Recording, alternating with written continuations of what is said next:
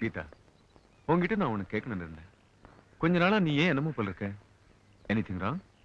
அதெல்லாம் ஒண்ணும் இல்ல. இல்ல, அந்த சாவித்திரி அம்மா டிஸ்சார்ஜ் ஆகி போனதுல இருந்தே உன் மூட் அப்செட் ஆயிடுச்சு. சொல்ல போனா அந்த 34ங்கிற நம்பர் மேலேயே உனக்கு வெறுப்பு வந்துருச்சுன்னு நினைக்கிறேன். Am I right? இல்ல டாக்டர், உண்மையை சொல்றேன். அப்பா என் கல்யாணத்தை நடத்துறதுக்கு இருக்காரு. நான் லண்டன் போய் மேற்கொண்டு படிக்கலாம்னு நினைச்சிட்டு இருக்கேன். உங்களுக்கு தான் அப்பாவை பத்தி தெரியுமே. இவ்வளவுதானே? நான் அப்ளிகேஷன் வரவழைக்கிறேன்.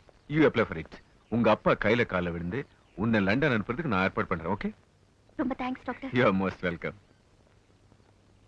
ஆகா ஆகா, இறைவன் தெரிகிறார்.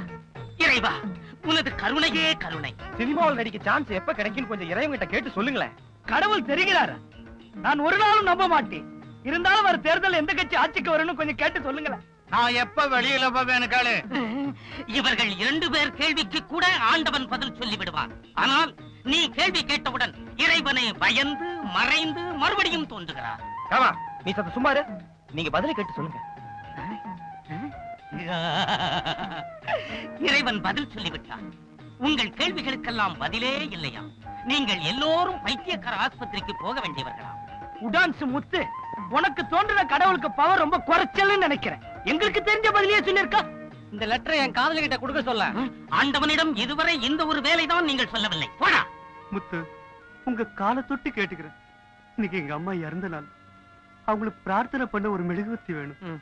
ஆண்டவன் கிட்ட கேட்டு ஒரு மெழுகுவத்தி வாங்கி கொடுங்க. ஆண்டவனிடம் கைவசம் மெழுகுவத்தி ஸ்டாக் இல்லையாம்.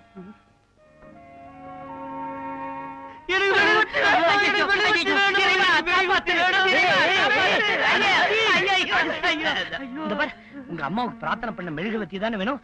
நான் வெளியே போய் வாங்கிட்டு வரேன். வெளியில போறானா? இங்க உள்ள வந்துட்டான். வெளியில போனவ தாண்ட போகணும். தாத்தா, நான் வெளியே போயிட்டேன்னா என்ன பந்தயம்? என்ன பந்தயம்? இந்த பூ உனக்கு தர்றேன். இந்த பூ எனக்கு தான்.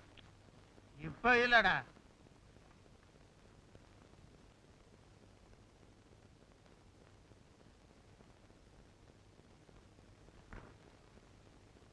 வாசு, இப்படி கொஞ்சம் வாயே.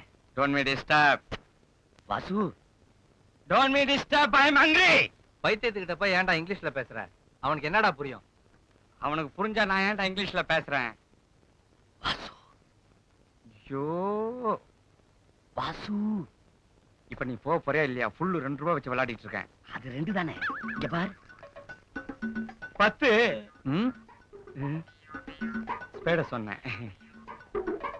அந்தோனி, இந்த ஆட்டத்துல நான் தோத்துட்டதா வச்சுக்கோ. இந்த 2 ரூபாய் கொடுத்துட்டேன்பா. இன்னொரு ஆட்டம் போடலாமாடா? நான் வரலப்பா. வீட்டு வரலான்னா டாக்டர் நாகராஜ் போச்சுக்குவாரு. சாகுற முதல்ல 10 ரூபாய் கொடு. என்ன விஷயம்? இல்ல, நான் வெளியே போகணும். இவ்வளவு பெரிய கக்கூஸ் கட்டி வச்சிருக்கு, போய் தொலைய வேண்டியது தானே. அது நான் போயிட்டு வந்துட்டேன். ஆஸ்பத்திரியை விட்டு வெளியே போகணும். அதுக்கு உன் ட்ரெஸ் குடிச்சுனா சீக்கிரம் போயிட்டு வந்துடுறேன். இந்த 10 ரூபாய் பிடி. இந்த ஹாஸ்பிட்டல்ல எவ்வளவு பெரிய சீஃப் செக்யூரிட்டின்னா இங்க சர்வீஸ்னா என்ன பார்த்து. இந்த ஆஸ்பத்திரியில எவ்வளவு பெரிய சீஃப் செக். இந்த ஆஸ்பத்திரியில சாகர பணத்தால் அடிச்சு ஒண்ணுமே செய்ய முடியாத நிலைமையில நிக்க வச்சு கொண்டுட்டேனா. போயிட்டு சீக்கிரம் வந்துரு.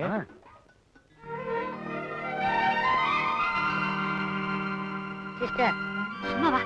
Sister, Shut up. நம்ம ஆள் ஒருத்தன் தப்பிச்சு போறான். சொன்னா பைத்தியக்காரம்பாங்க.